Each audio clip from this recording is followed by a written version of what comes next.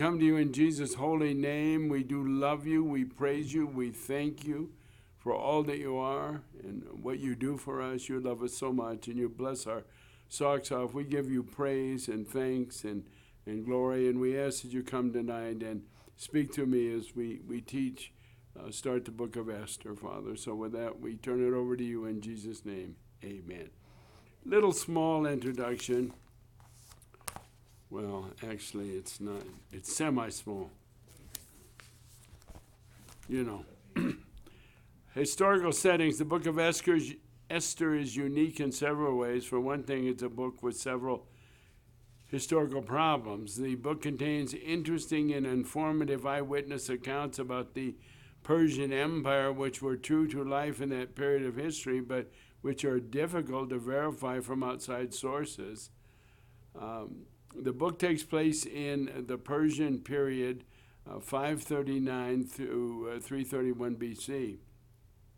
After many Israelites had returned from exile to the land of Palestine to rebuild the temples and set up the sacrificial system. Most Israelite captives, however, chose not to return to their homeland. They should have done so, for Isaiah and Jeremiah had urged the yet-to-be exiled nation to come out of Babylon, supported in Isaiah 48 and Jeremiah 50 and 51. After 70 years, Jeremiah 29:10, and returned to the place where the Lord could bless them under the covenantal promises, Deuteronomy 28. Now, Esther and Mordecai had not returned to the land and did not seem interested in complying with the prophetic command to return. The Persian monarch mentioned in the book of Esther is Xerxes.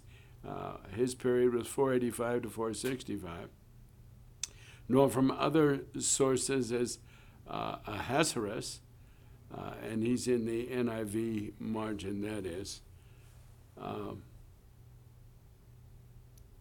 Chronology of the post-exilic period near Ezra 1:1. Now, the events in the book of Esther extend over a decade from 483 BC, Xerxes' third year, and Esther 1:3 to 473, the end of Xerxes' 12th year, 3:7. And I know that's kind of confusing and gobbledygook, but characteristics. Esther is the only book of the Bible in which the name of God is not mentioned. And yet, it's still an extraordinary book. The New Testament does not quote from the book of Esther, nor have copies of it been found among the Dead Sea Scrolls. The law is never mentioned in the book, nor sacrifices or offerings referred to. This fits the view that the Jewish people residing in the Persian Empire were not following God's will. They were shunning their responsibility to return to Palestine and to become involved in temple worship. Now, prayer is never mentioned in the book, though fasting is. In other post-exilic books, prayer is important to the main character. Both the books of Ezra and Nehemiah are good examples. But in the book of Esther, nothing is said about Mordecai or Esther praying. Both Esther and Mordecai seem to have lacked spiritual awareness, except in their assurance that God would protect his people. Recipients, knowing who the original recipients of a Bible book were, helps in interpreting that book. The book of Esther includes a number of dates which tie to the account to a particular time in the Persian Empire, but no hint is given when the book was written, nor is there any explicit evidence about its original readers. Some scholars suggest that the book was composed in the Persian Empire and then transported back to Palestine and added to the collection of biblical books. Old Testament manuscripts considered canonical.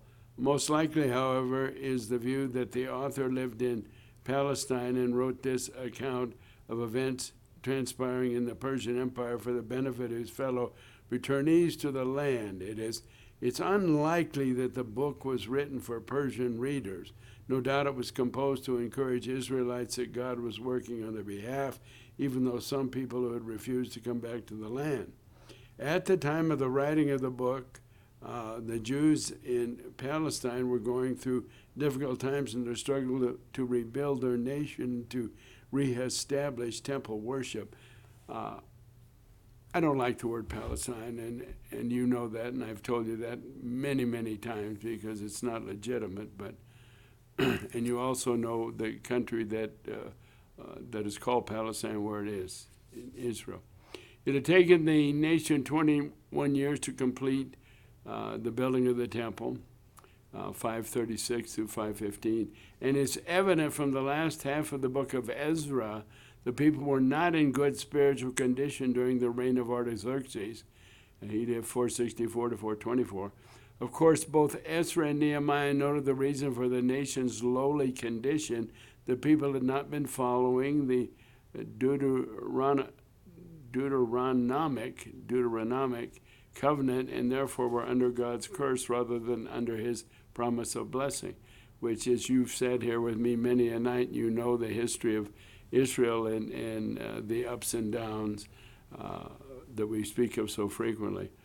The book of Esther then would have been a great encouragement to these struggling Jews. It would have helped them realize that the surrounding peoples, which seemed so awesome, could never conquer the unique people of God. Israel was protected by God, even though a large number of them were outside the land. The book of Esther would also encourage them to worship the God of Israel, though he is not mentioned by name in it. Author and date, the book gives no hint of who wrote it, but whoever it was, they knew the Persian culture very well. The account has all the marks of a Persian who was there, for he described the events as an eyewitness, and he was probably a Jew.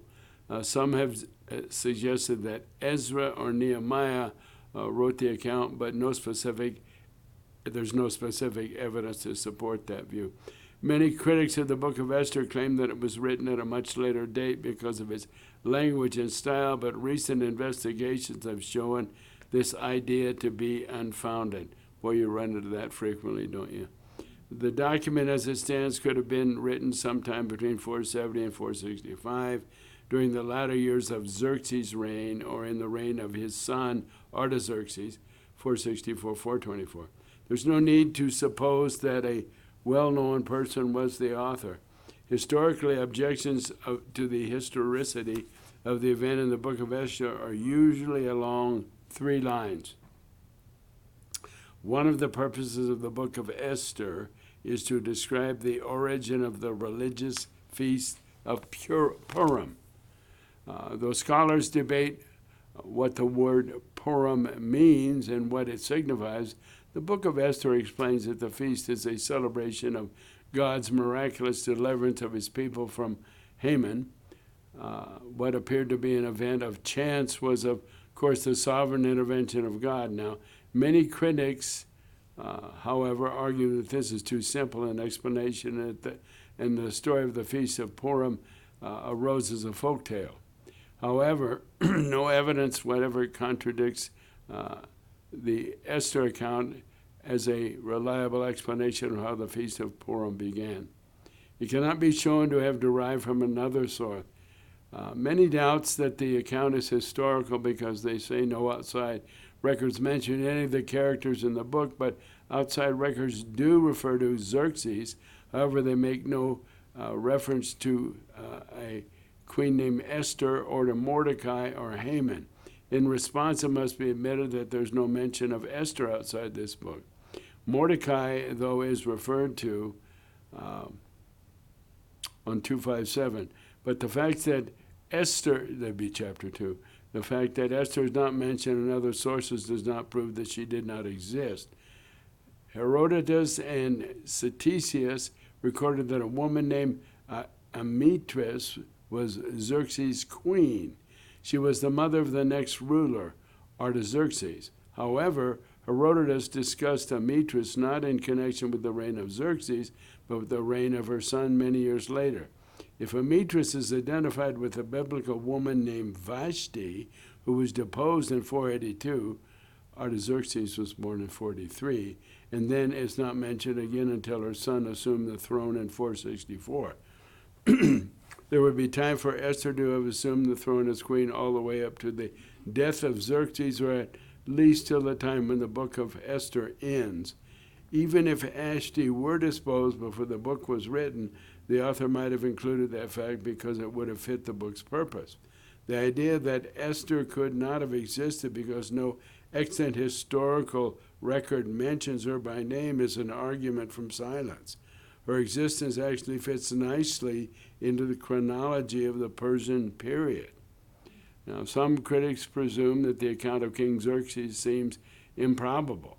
Why would the king pick a new queen in such an irrational manner? In response, it must be repeated that no evidence whatever exists which shows that the biblical account is unreliable.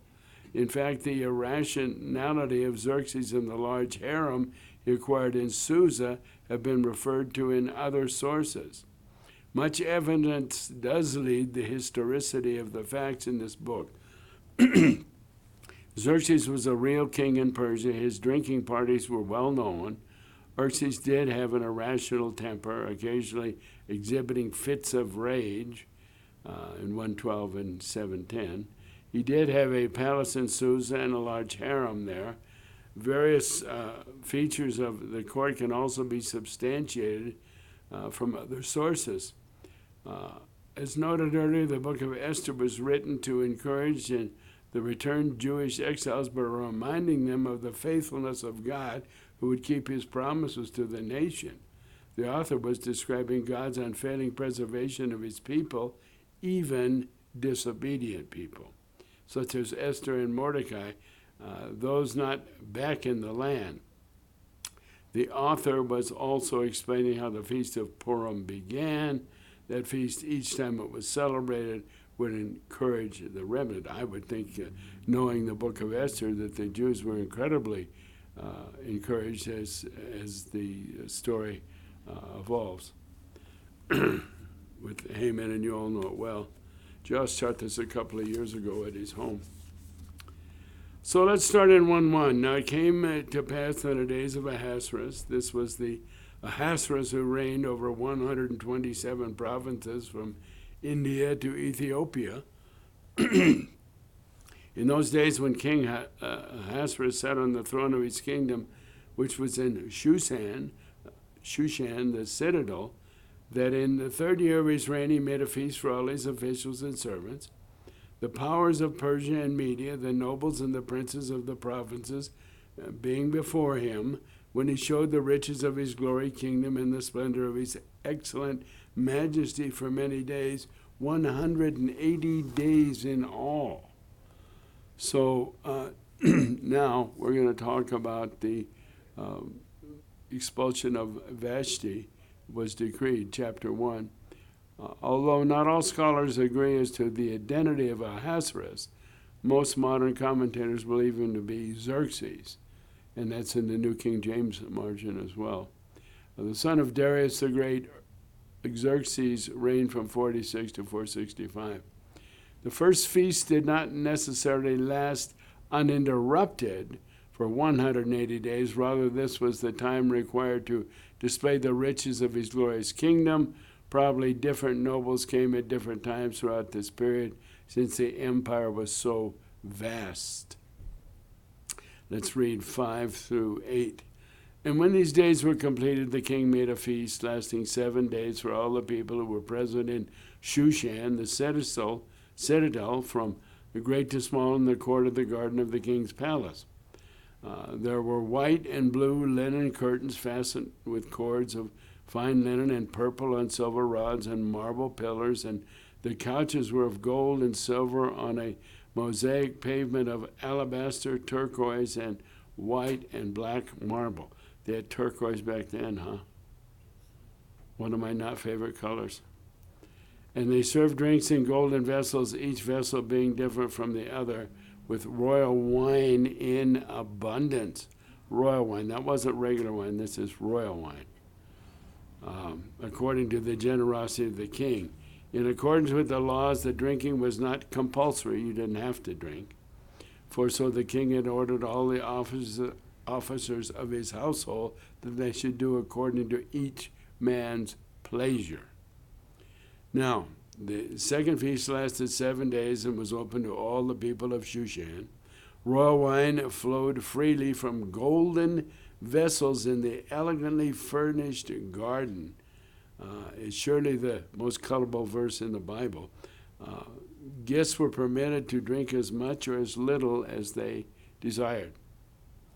Verse 9, Queen Vashti was also made a feast for the women in the royal palace which belonged to King Ahasuerus.